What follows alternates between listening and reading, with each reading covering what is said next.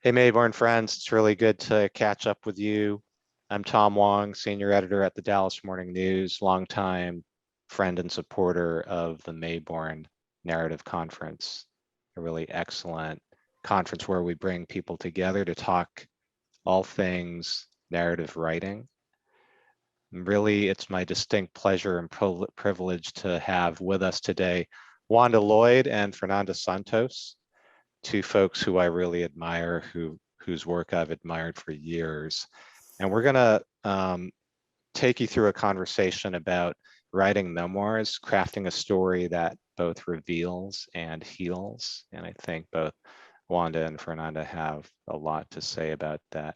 So first, just a quick round of introductions. And again, I just wanted to say how lucky we are to have both of you here. So Wanda Lloyd is author of Coming Full Circle from Jim Crow to Journalism, which was published last year. The memoir is a self-reflective exploration of her life growing up in the Deep South and becoming a successful and I would say legendary newspaper editor. She's also a former associate professor and chair of the Department of Journalism and Mass Communications at Savannah State University. She was inducted into NABJ's Hall of Fame in 2019. And notably, she served more than 8 years as executive editor of the Montgomery Advertiser in Alabama. Fernanda Santos is a journalism professor at Arizona State University and a former reporter at the New York Times, where she worked for a dozen years, if not more, including as Phoenix bureau chief. She's based in Phoenix, and she is now a contributing columnist for the Washington Post. So you definitely want to look out for her columns there. Her first book, The Fire Line, the story of the Granite Mountain Hotshots, won the Western Writers of America 2017 Spur Award for Best First Nonfiction Book. I count Fernanda as one of my close colleagues, and in fact, we get to teach together at Poynter every year at a seminar called The Power of Diverse Voices. Please look that up when the next round of applications come open early next year. So Wanda and Fernanda, as we start working through the idea of the memoir, when I think about memoir, I think not only about books, but I think about the importance of first-person storytelling, the kinds of storytelling that both of you do. And when I think about first-person storytelling, I think about origin stories. When I was a kid, I don't know about you, when I was a kid, I got into reading through comic books. I loved superheroes. And I was always enthralled by how these superheroes got their start, what sparked them, what motivated them, what events shaped who they are, who nurtured them, and who stood against them, and what challenges did they seek to overcome. So I wanted both of you to think about your own origin stories, and maybe take a few minutes to share it with our friends at Mayborn. Wanda, do you want to talk a little bit about kind of where you come from and what sparked you to do what you do today? Sure. Thank you so much, Tom. It's so exciting to be here. I grew up in the Deep South in the years of Jim Crow. And so that really was the story I wanted to tell. I grew up at a time when there were laws against things that, as an African American, I could not do. I could not go to school with white students. I could not, my family could not just go into a restaurant, especially a white tablecloth restaurant, and sit down and have a meal. In some cases, in some stores, we could not try on clothes or hats or shoes. We had, it was really a segregated society where we had our side of town or our part of town where there were Black doctors and Black lawyers and Black pharmacies and Black-owned clothing stores, and of course, beauty shops and barbershops. So it really was a segregated world. Yet I dared to become a daily newspaper journalist. I really started my journalism career in high school, although my fifth grade teacher will tell you, and she's still alive and someone I'm in touch with still, She will tell you that I was editor of a little newsletter in the 5th grade where I wrote a story called Duck, about a duck. And I drew a picture of a duck and I told the story of the duck and the duck's family and, some of the issues that they had living wherever they were living. And so I've always loved storytelling. So my inspiration comes not from mentoring, because I didn't have newspaper or journalism mentors, because there were no African Americans working in mainstream journalism. We had the Black press. And so if anything, my inspiration for journalism comes from the Black press. I remember that in my family, we subscribed to not just the 2 Black papers in Savannah, but papers from Pittsburgh and Chicago and Atlanta, and reading those papers every week. And then there was always Jet magazine and Ebony magazine. And so those were things that kind of inspired me to tell the stories. But it also was the only place I could see myself. I could see people who looked like me, and I could see positive stories, because despite Jim Crow, there really were a lot of positive stories in our community. We just didn't see them on television locally, or we didn't see them in our daily newspaper, because what we saw was mostly negative stories, crime stories and things that were happening in our community that were not inspiring. And so for me, reading the Black press was the inspiration. I never worked for the Black press or in the Black press, but I really was inspired by it. One, I remember you talking to, I think it was Alex Neeson at on C-SPAN for a literary festival, I think it was a year ago, and saying how pivotal and influential the Black press was, and how your parents and your family just consumed a lot of different kinds of media, especially Black press, and how that was where you could find, as you're saying, real life reflected for you, as opposed to the what I guess we could call the mainstream press. When you think about your origin story, you mentioned that that you didn't quite have mentors among Black journalists. I mean, except for perhaps in the Black press. I kind of feel the same way in that when I was coming up, there were some, but not a lot of editors who looked like me. So I didn't really have role models. How pivotal do you feel that was for you as a young person, eventually becoming who you are today? I'm sorry, pivotal in not having the role models that one typically would have. I didn't know I needed role models. And so, it's sort of like you don't miss what you never had. I realized much later in life that there were people who were sitting next to me on the copy desk and in the newsroom who did have role models, who did have mentors, people who were sort of taking them aside and say, you really ought to apply for this job, or you really ought to, I'm not sure we had Pointer, but you ought to go to a Pointer type place and take this little class. And so that was what I missed early in my career. Not that it hindered my progress, because I learned early on I had to be my own self-advocate. I had to keep my ears open and listen for opportunities and read for opportunities.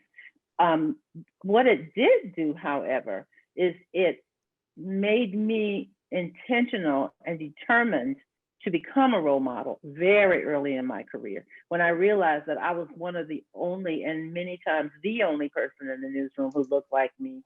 When I did have the opportunity to, go to a school and talk about journalism, making sure that I had a side conversation sometimes if young people came up to me who were African American and asked me questions. And I realized that I was a role model very early. And so that, even as early as my first newsroom, which was Providence, Rhode Island, made me determined throughout my career. And there were many roles that I had throughout my career that I made sure that I became a role model. And so that's really what it did for me. My journalism teacher in high school, who appointed me editor of our high school paper in the 11th grade for the 12th grade, had never been in a newsroom. She taught from a book because she never had the opportunity to go into a newsroom. And so she inspired me, but she was never able to give me the kind of, the kind of war stories we talk about in journalism. I remember the day when I covered this story, or I remember when this, when such and such a thing happened. She was never able to do that, but she taught from a book. And so I was really inspired by her, but also by the lack of guidance that I had. I realized how important that was. Yeah, you do realize that looking back. Fernanda, what's your origin story, and do any elements of Wanda's story resonate with you? Several things that Wanda said um, made me think about my own story and history in this country. I'm originally from Brazil, and I grew up there. I moved to this country. I was 25 years old in 1998 with a plan to stay for 1 year and do my graduate studies and go back and get a better job at the newspaper, at some newspaper in Rio de Janeiro, where I lived at the time. But I am from another city in Brazil. I'm from Salvador in the state of Bahia. It's a very interesting city because the population is 80% Black or mixed, hugely influenced by the slave trade, second largest receiving port for slaves in Bahia, in the country, I'm sorry, in all of Brazil. And so if your family is from there, as my family is, and you trace your roots back, you will have uh, African blood, also Portuguese blood and indigenous blood.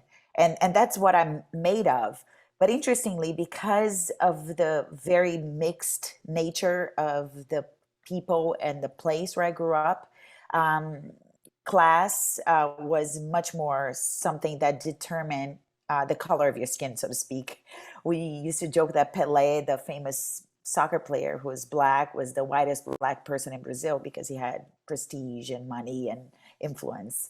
Um, so I came to this country with the idea of being a middle class Brazilian, white Brazilian, meaning I occupied a position of power and influence in the, in the pyramid, the social pyramid. I wasn't at the top, but I was kind of up there, And then I got here and I was very disoriented for a while because I couldn't quite understand why was it that simply coming from a certain part of the world, a certain region, Latin America, having a name like mine, Fernanda Santos, um, and coming from Brazil, carried so many of the stereotypes that people had were applied upon me. So many of the preconceived notions of who I should be were applied on me, and I think I embraced that for a while, trying to figure out what my space was here and who I am and how I could function here. And that really, I think, played a big role in my career as a journalist, in that because I looked around and didn't see a lot of people like me in newsrooms, because I didn't have editors who were like me or who uh, had an immigrant heritage, who even openly talked about that. I didn't seek out mentors. I also didn't know that I needed them, Wanda, Mm-hmm. And I think it's a function of not being from the, I don't know any other way to say, but the white ruling class in a place, I didn't quite understand how to play the game. So now, I mean, it's been a few years, been a bunch of things happen in my life, but I realized that the way to fix that is to become the mentor to others who may not even be aware that they need mentors either, because of where they come from and who they are. It's interesting, Fernanda, that you say that, because that's essentially what Wanda was saying. And I guess in some ways that's what drives me to be a mentor as well. And I hadn't quite thought of it that way. Um, as for my own origin story, and I think about my parents, um, they fled mainland China shortly after the Second World War. They met and fell in love in college in Taiwan, and then eventually immigrated to the US in the late 50s. They settled in Boston, where my siblings and I were born. But growing up in an immigrant family, um, even though I might have not been able to express it back then, I always felt like I was in between things. I didn't quite belong to my parents' culture. I didn't quite belong to the larger American culture. I could certainly go back and forth, but never quite fit in, and always felt like I was the other in some way. And so when I think about that, I believe that's what shapes how I think about stories and who I want to write about and who I want reporters to write about. And then at the same time, my family was largely scientists and engineers. So I grew up believing that I was going to become a scientist. And that's what I studied in college, but always had writing in my DNA. And so just by happenstance, joined the college newspaper as a hobby to keep writing, and just accidentally fell in love, totally in love with journalism, and had to make a hard decision in my 20s and got into journalism and never looked back after that. So it's interesting to think about our own storylines, memoirs, as a way of thinking about it, and kind of how we got sparked to take these journeys. The other thing I want to think through is the idea of pivotal moments in our lives, because I think that a memoir can't just simply be a resume or a chronology of random events. There need to be powerful moments and turning points. So Wanda, as you think about both your early life and your career, what were some turning points for you? Well, one of the turning points for me is the fact that I grew up in Jim Crow. And as I I'm thought about recording writing, a seminar. I can't speak. Oh, sorry, Fernanda. I'm so sorry. I thought I was muted. I'm so sorry. Go ahead. Can we? Go ahead, I'm so Wanda. sorry. I was telling my okay. partner who just arrived home. Sorry. That's the Zoom world That's for okay. you. Yeah, Okay, we'll start again. I'm sorry.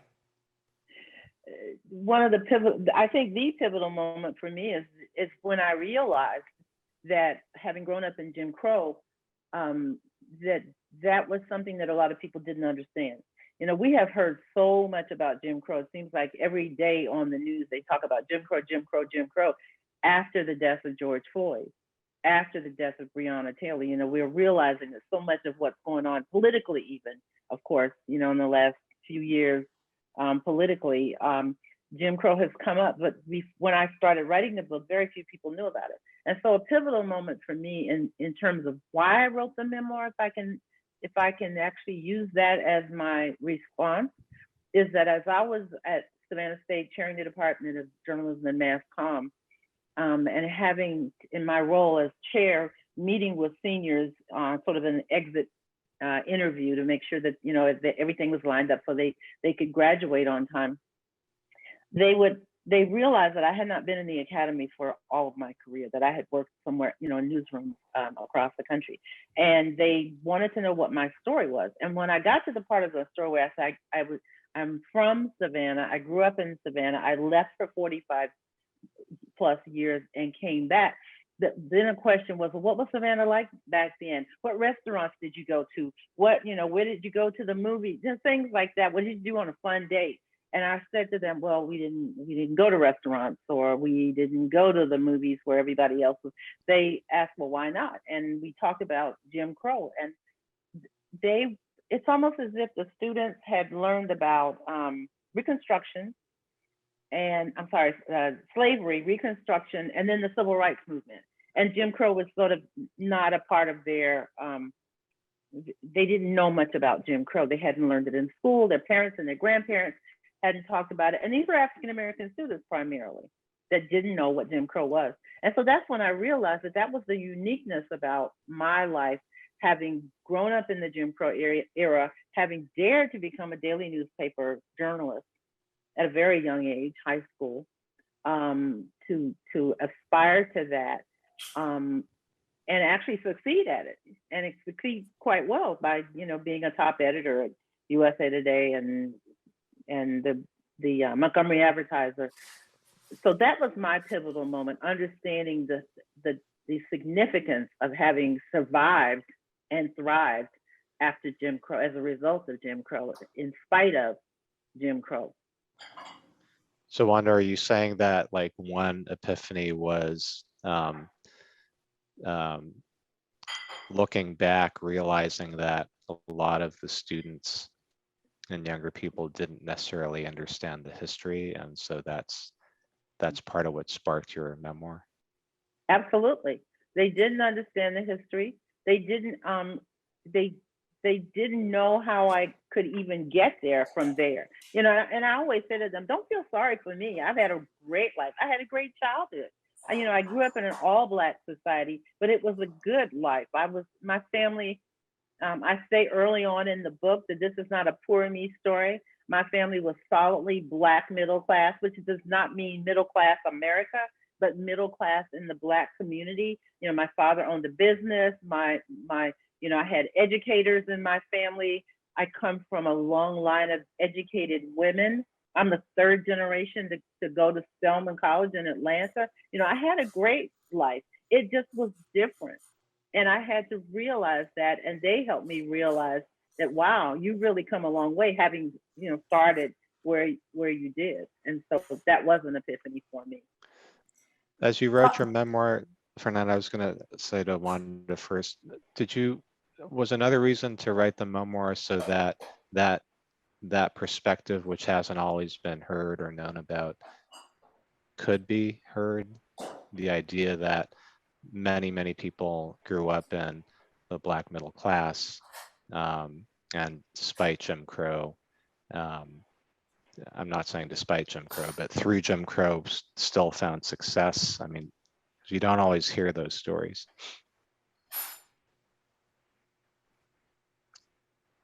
Wanda, are you there?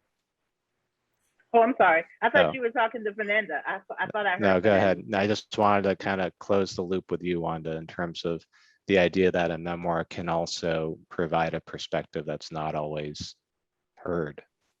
Oh, absolutely. That is exactly what I wanted to do. I knew that my story was unique. I knew that it was a story that could only be told by me.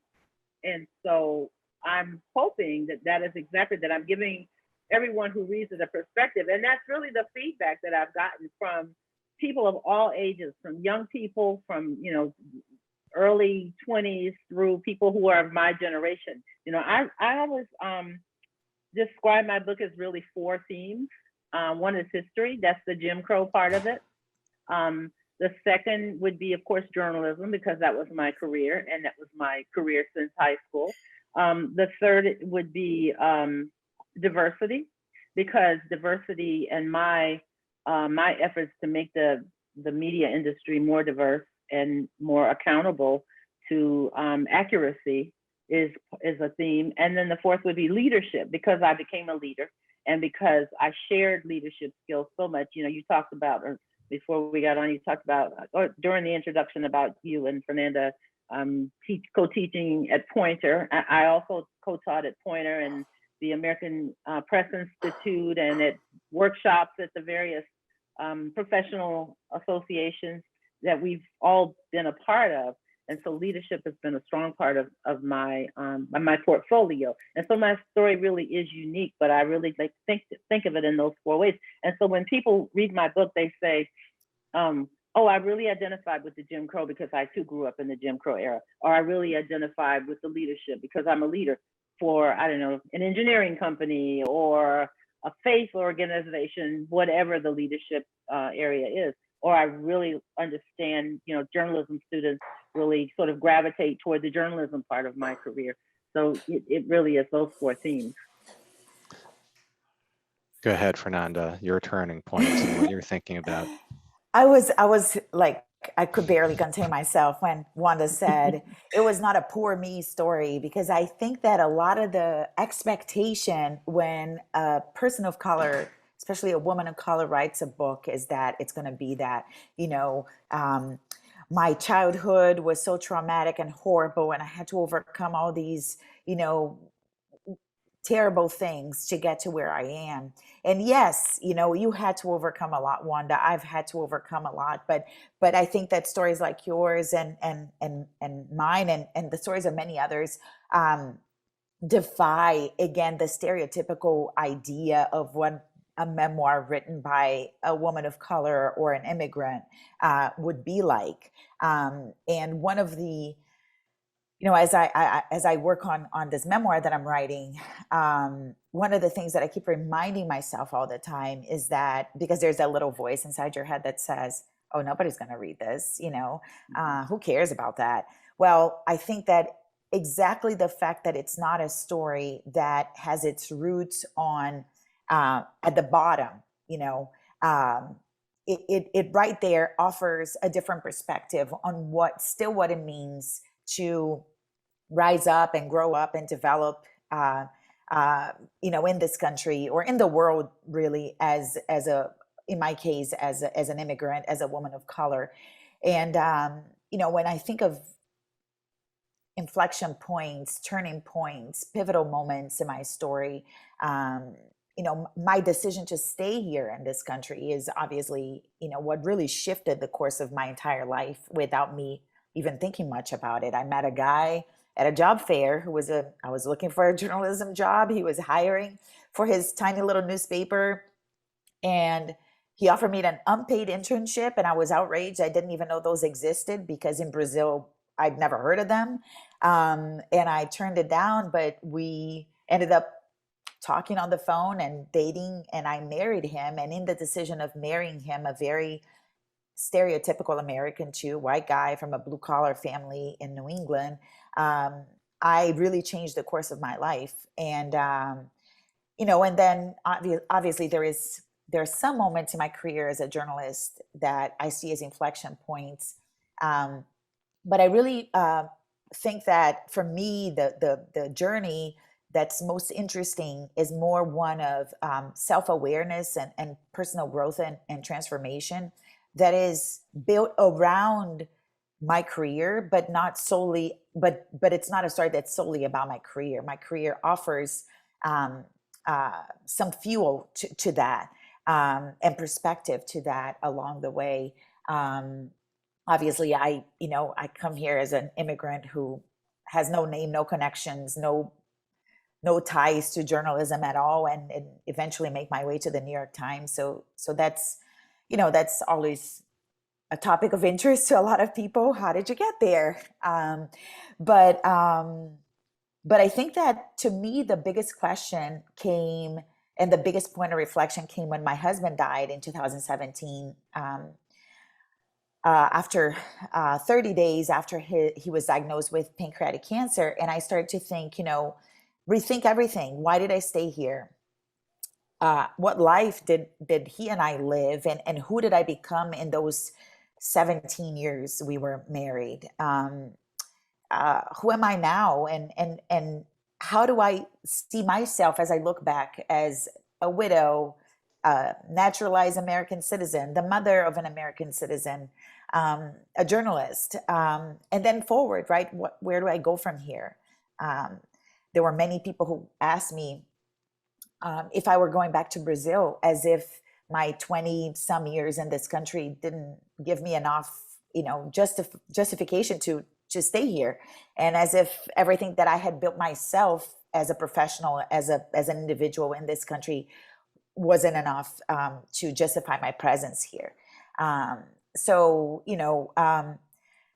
think the inflection points in my life when I started mapping my memoir and thinking about them, these moments were much more tied to personal experiences, or the way that I experienced the world around me, both as it happened, but also as I look back upon it, being the person who I am now, what I can see that back then I couldn't. I don't know if that makes much sense, but I think that a lot of times we live through the stories and don't have much of a chance. Something doesn't feel right. We can't quite understand what's going on. We can't quite even find our place, or even realize, live as who we truly are, because there are so many pressures on us. But then years later, you look back and you see all those opportunities you had to be yourself. You see all these moments you had where you questioned and doubted who you were and your abilities. And you also see how, in many ways, at least in my case, I was a part of the structure that created the conditions that allowed myself to be put into the boxes that people wanted to put me into when I truly didn't feel like I belonged in any of them. Um, so I don't know. I threw a lot at you, but Let me reflect a little bit on that, and Fernanda, maybe you can kind of pick it apart, poke holes in it. So what I'm hearing you talk about is the idea that we're constantly struggling to be who we really are, in face of all of these pressures and expectations, whether by family, friends, society. And um, it's almost like the I'll just say obligation, the mission of the writer who's going to be writing in first person to push against that and really figure out who it is that you really are, and reveal that to readers. Is that part of what you're saying? it's very much a part of what I'm saying, and it's almost painful to look into the past, and revisit these moments, and these stories, and see how naive in I can't really think of another word to describe it, but how naive I was to try so hard to conform to the expectations that others had of me and to fit into those expectations, even in the world of journalism. Um, the term, for example, Latina never meant anything to me, because I was a woman from Brazil who came to the United States, and then I got here. There were labels that were applied to me, right? And we all have labels that are applied to us, whether you're from here or not. And I think that, as I look back in these moments, I see, um, my efforts to conform, um, as a way of fitting in and being part of this society that I chose, this world that I chose to be my own. But at the same time, a deep inner struggle about, whether the person that I was presenting myself to be was actually who I was. I was just very lucky to have had a husband, a very American husband, who created an idea of country for me, that was not as difficult to deal with as the country that I encountered outside my house. So I would always come home, and whenever I had a difficult moment or a challenging moment or was very confused about everything, and I would talk to Mike, my husband, and I would sometimes, cry my eyes out and complain. And he would always reassure to me, do you, be who you are. Just keep doing your thing. It's going to be okay. And that's what fueled me. But that idea of do you, be who you are, is what later, as I look back, as I now look back, I see that I wasn't quite sure, exactly who I was. And I tried to hold on to a bunch of different parts of me to see which one worked best and made me feel most comfortable, when in fact, I was all of those little parts at the same time, and, didn't really need to pick any of them because others wanted me to. But you know, um, I should have picked them based on what I am or who I am. So yeah, it's hard Yeah, to look in. I'm in the middle of writing it, so it's very challenging to look into the past and analyze with the maturity, the distance, the time, the all the information that you have and all that you learned. it is. You almost have to, well, I mean, all of the emotions and feelings are important, but in the writing and thinking of it, you almost have to detach yourself in some ways and be the reporter who looks back and looks at it with clear eyes. Wanda, I mean, it's fair to say that you're a trailblazer. So as a trailblazer, what kinds of expectations and pressures were placed on you, and how did that shape your journey? Oh, the expectations were enormous, because in many cases I was the first or only in so many spaces, not just in the newsroom, but in my community. People asking me to speak at different kinds of events, and I would, first think, well, sort of what Fernanda said, who cares about what I think, or who cares about my experience? I even thought that as I was going into the process of thinking about what my memoir would look like. And I had conversations with friends who, I think I was trying to talk myself out of writing the memoir, because I kept saying, well, these are my stories.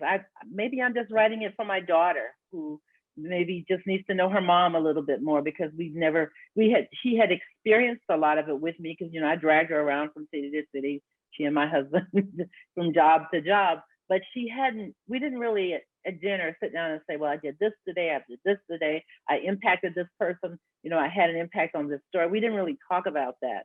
And so I first thought, well, maybe I'm just writing it for her, because I want to leave a legacy for her. She's an only child.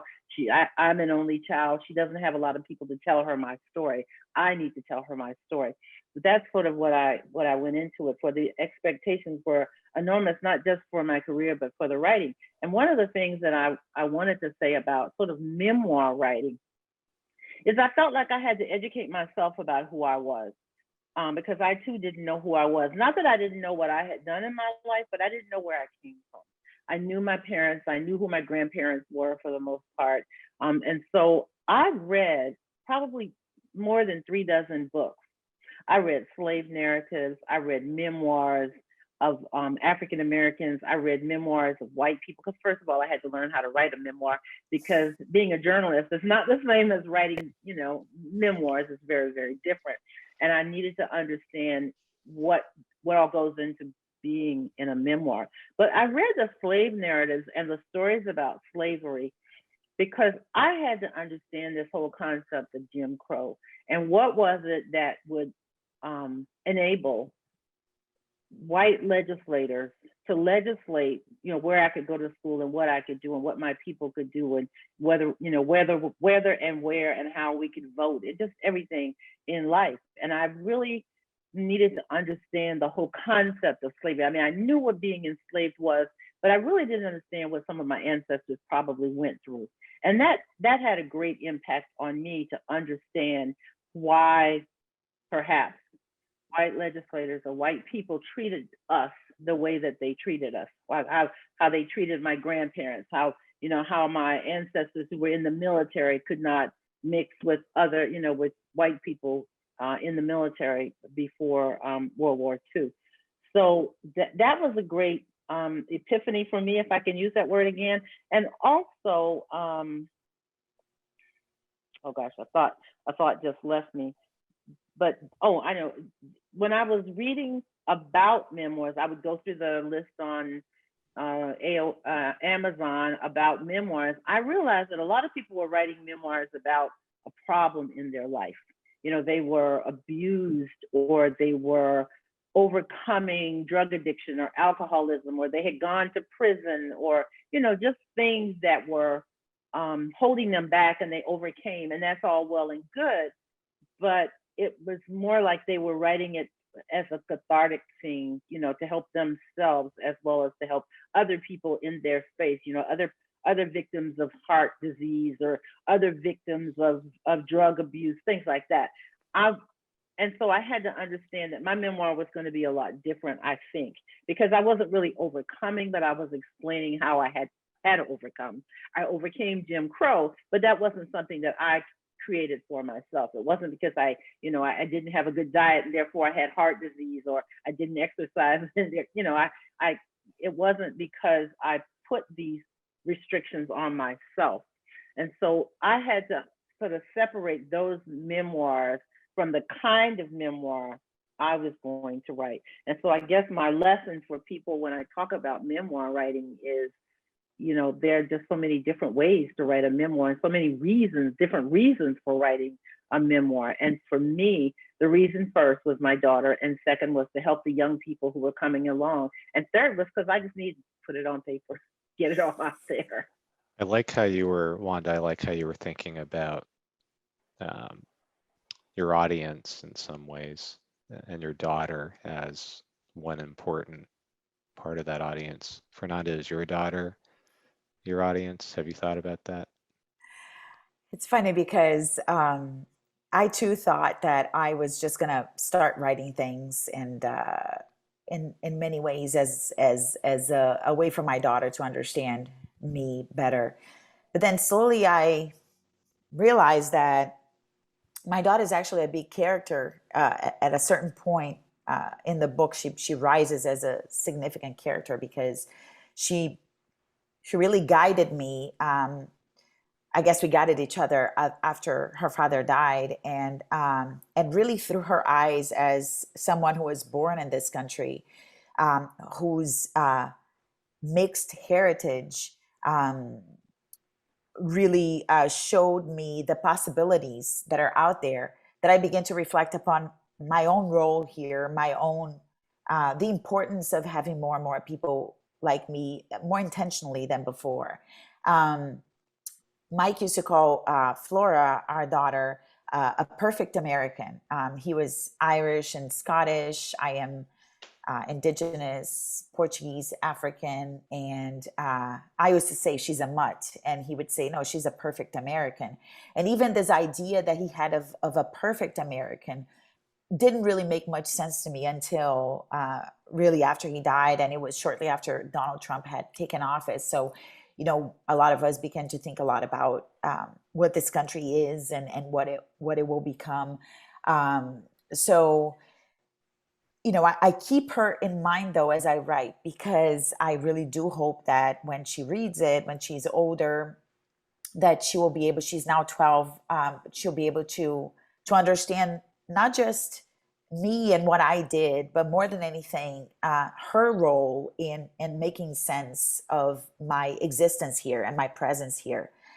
When I had every reason to give up and go back to where I came from, you know. So she's definitely someone who's present in the book and in my mind and my heart as I write every page. And it's difficult because some moments are not very flattering, you know, some moments about me, some moment about others. And, um, you know, it's always hard to figure out how you're going to write things that may be painful for others to read. Um, but that you need to write nonetheless because they're necessary for your story and for people to understand your story. Um, so you know, I'll have to. I guess when it comes to her, I might have to have that conversation with the when the book's out. But she's not the only one who may read certain parts and cringe or feel have some kind of emotion that's not necessarily positive. Fernanda, you bring up the idea of characters in a story. And when we're talking about characters in a memoir, they're real people. And you know, the strongest stories typically need really strong characters. So, Wanda, who might be a really strong character in your story, who really emerges as Yeah. an important figure? Well, my mother is a strong figure in my story. In a very complex way. My mother did not raise me, and so I really didn't get to know her well until I was probably in college and after. She left me in Savannah with my aunt and uncle. My grandmother raised me in the early years. My mother left Savannah and moved away. But what she really became was a role model, not in journalism, but in business, because she left Savannah. She left the Jim Crow behind, I believe, largely because she probably would have, you know, ended up in jail or hurt or worse, because she was not having it. She was not the kind of person who would have stood by and allowed someone to mistreat her the way we saw some others going through that. And she rose to the top of her career. She became a buyer for the Army and Air Force Exchange Service. She later became an executive buyer. She traveled around the world. She bought toys and clothing and auto parts and, you know, different jewelry at different parts of her luggage at different parts of her career.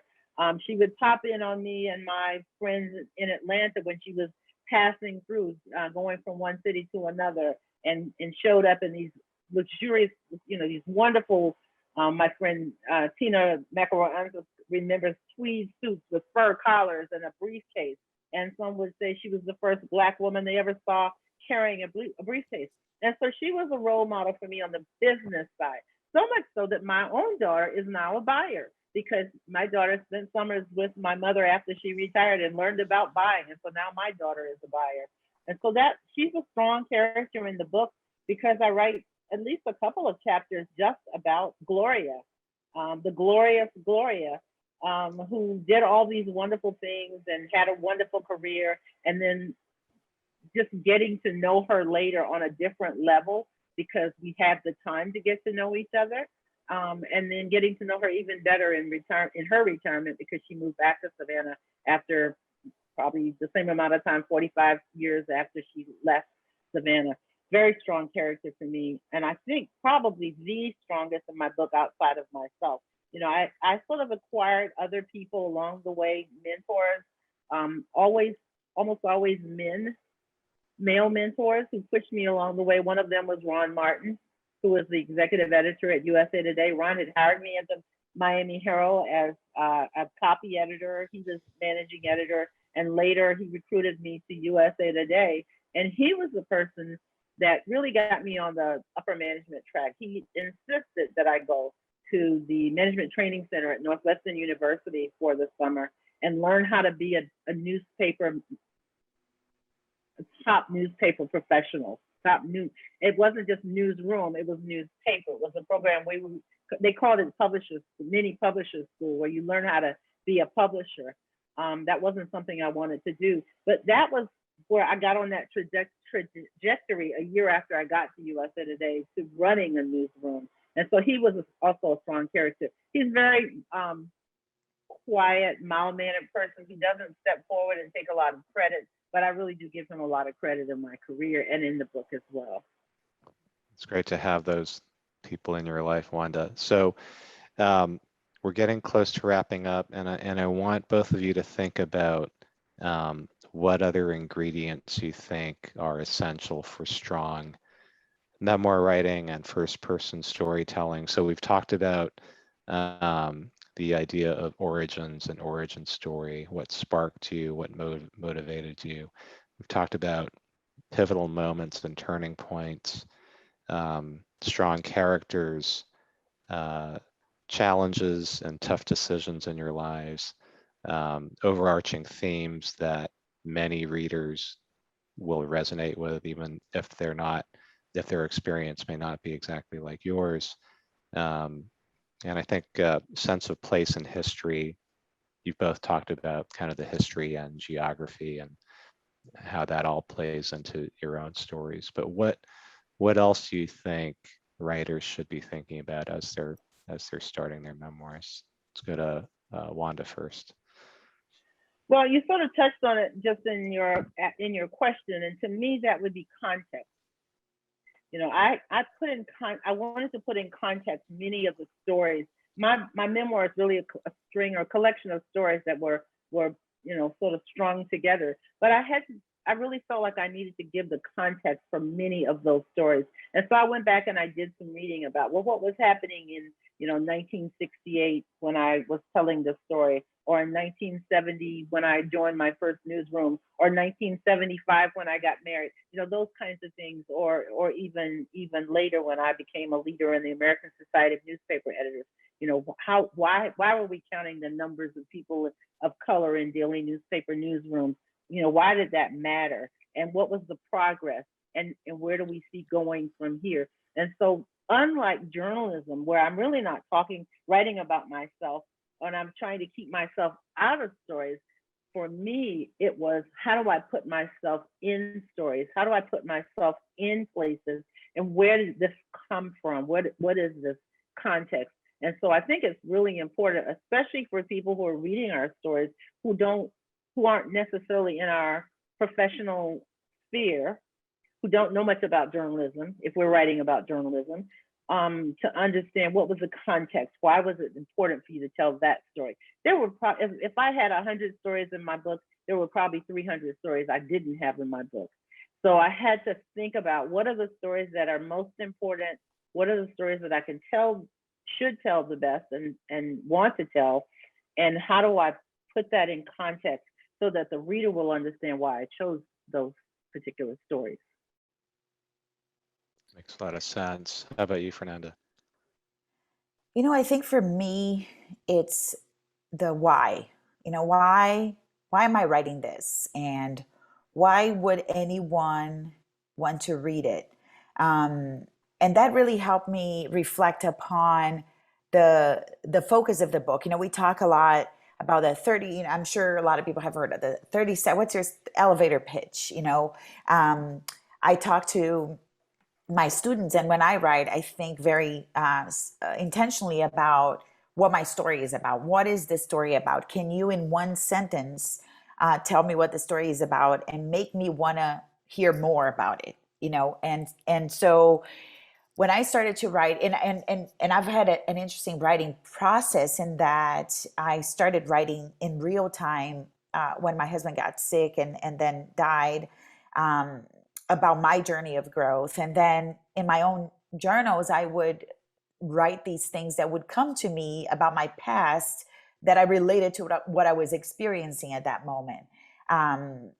So when I sat down with all these random things written over a period of time, and I looked for the unifying theme there, that helped me answer that question: why am I writing this, and why would others want to read this book?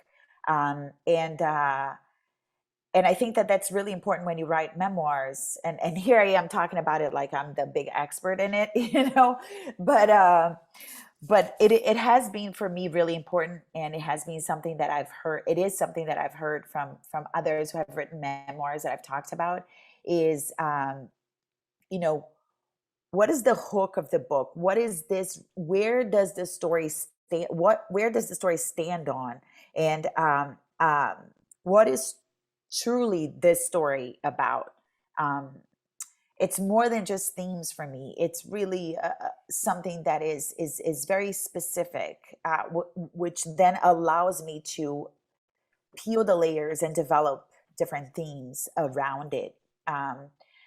I still don't have that kind of like perfect paragraph, but I very vividly remember, Tom, when I was a student in the Power of Diverse Voices seminar in 2019, and we were writing our essays, and I wrote something that chunks of which I use in my manuscript, my working manuscript at least, and I remember one of the people in the seminar, Esme Bermudez from the LA Times, who said, "Well, you married America," and that really stayed with me. The fact that I married the idea of country that became a reality to me only inside my house, and then I had to come to conciliate or deal with the different America that I found outside, and then when I lost that perfect America that I had, I was left with a place that was in some ways unfamiliar to me, largely because I had to figure out who I really was and what my role was here as myself, not as someone who had this American to pave the way for me or to create the perfect world for around me. Wanda, did you want to follow on that? Yeah, I do want to follow on that, because one of the things in thinking about how to craft a memoir that I tried to do was I tried to leave myself out of it sometimes. I wanted to talk about my career and the things that were going on in the world, but there were some personal things that I didn't at first put in. And I had some very close friends who I, had known for many, many years and told my story, journalists, and they said, "But you didn't tell the story about this." And there were a couple of people who urged me to include a story that I didn't think would be that would be a good fit. And I did put them in. One was when my daughter was discriminated against when she was in summer camp at age 6, and how I had to reflect on that, because here I was, this top person in a newsroom at USA Today, and I had to stop my day and sit down and close the door and cry because I had somebody calling me from her summer camp telling me how a little girl had used a bad word, the N word, to my daughter, and how my daughter was crying. And another was when I had my daughter, and I was, it was there was a scare about her health, at the time she was born, and we really weren't sure she was going to survive, and we had to take her to Children's Hospital immediately in Washington, D.C. I left those personal things out, but I did go back and I put them back in, and it just made the book, I think, so much richer, because it said, here's this person who overcame Jim Crow, who moved to the top of her career, and yet she's human. And I think the humanizing part is something that I would urge people who are doing memoirs to include in the book, because it makes us, it resonates with everybody. You can see yourself in it. You can say, yeah, I can see myself doing all these great things, but by the way, I'm a mother, I'm a wife, I'm a daughter, whatever those things might be. So I would encourage people who are doing memoirs to think about the human aspect and include some of that in the book. Wanda and Fernanda, this is all really good and important advice. So providing context, kind of the historic backdrop as you're writing your story, thinking about how to humanize both yourself and the other people in your story, always asking the question, why am I writing this, and what is my story truly about? This is all just really good advice for people who are thinking about writing their memoirs, or even shorter first-person pieces. I wish we had more time. I wish that we were in person and that we could continue the conversation at the hotel bar, but we may have to wait till next year to do that. Wanda Lloyd, Fernanda Santos, just such a pleasure to be with you for this time and to learn from you. We really appreciate what you're giving to the conference. And then I wanted to talk to our friends at the Mayborn conference to just encourage you to attend the other sessions and to continue to support the Mayborn conference, which is a jewel in this country, where we just need spaces like this for really deep conversations about storytelling. So Wanda and Fernanda, thanks again for your time and expertise, and we will see you soon.